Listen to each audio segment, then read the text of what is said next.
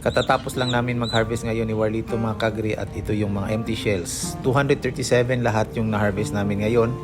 So ayan. So lilinisin namin yan mamaya. Ito yung mga itlog na nakolekta na naman namin. At ito dito yung mga nakasalang na i-harvest naman namin after a week. Ayan. So tuloy-tuloy yung production natin dito mga ka-agri. From breeding to hatching and then sa pagpag-grow.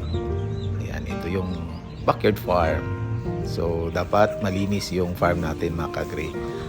Ayan, ito yung mga kukunin na ng mga stocks mga ka-agri dito namin nilagay ni Warlito para diretso na pag i-box. Tsaka ito yung mga extra kakiril natin na pwede natin katayin. So tara.